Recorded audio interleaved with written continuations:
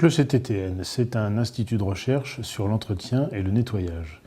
C'est un organisme qui a le statut de centre technique industriel, statut qui est prévu par le Code de la recherche. Le CTTN est donc un organisme de recherche qui a des activités complémentaires telles que laboratoire d'essai, formation professionnelle, avec un contenu issu de ces travaux de recherche, notamment de veille technologique, de normalisation. En tant que centre technique industriel et institut de recherche sur l'entretien et le nettoyage, on se doit effectivement de faire des formations et de proposer des formations vers les personnes concernées par ces problématiques-là. C'est-à-dire, il y a les pressings, et puis les blanchisseries. Et dans ces blanchisseries, particulièrement, il y a les blanchisseries hospitalières, puisqu'il y a beaucoup de blanchisseries qui sont liées à l'activité hospitalière au sens large, parce qu'il peut y avoir également des maisons de retraite ou des maisons médicalisées. On a des formations qui sont des formations basiques technologiques, c'est-à-dire les bases de la blanchisserie, tout simplement.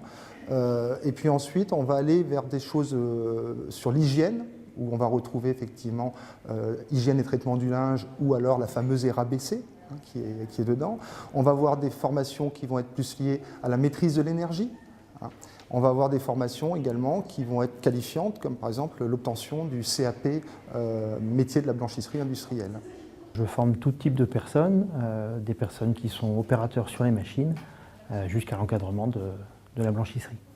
Il est important de se former parce que les évolutions techniques dans la blanchisserie sont régulières et assez importantes. Donc il y a des choses à revoir sur les produits chimiques, mais aussi sur le matériel. Les formations phares, ça va être lié aussi beaucoup à des aspects réglementaires.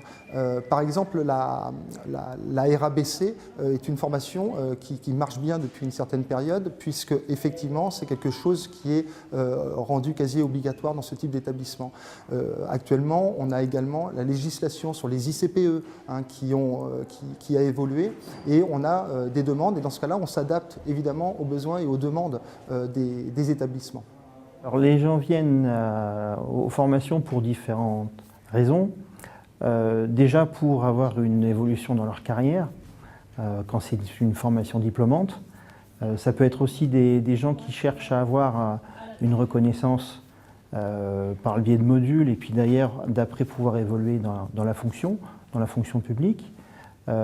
Et ensuite, ce sont des gens qui viennent essentiellement pour enrichir leur connaissance du métier.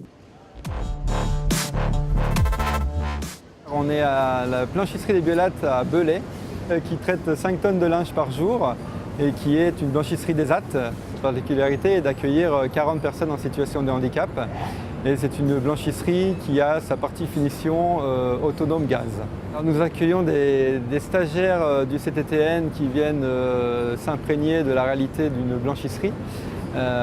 Sur lesquels nous faisons visiter et nous leur montrons notre organisation. Il faut savoir qu'en ce qui concerne les blanchisseries hospitalières notamment, on va dire qu'il y a presque 80% des formations qui se font en intra, c'est-à-dire dans l'établissement.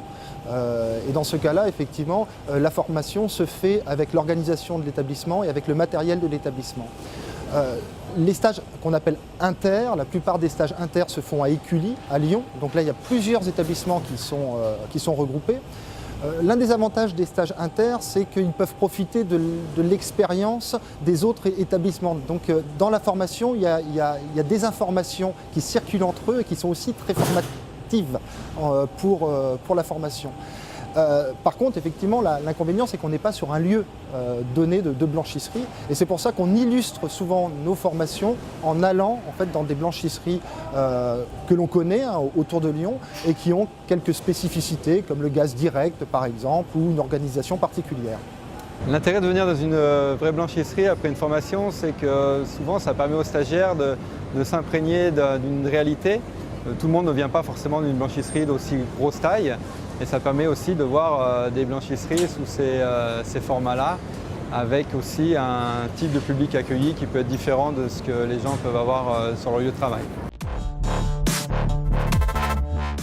Les évolutions, c'est d'être à l'écoute à la fois de ce que les blanchisseries nous demandent, en termes de formation ou d'action, mais d'essayer au centre d'anticiper en plus sur ce qui pourrait être la demande plus tard.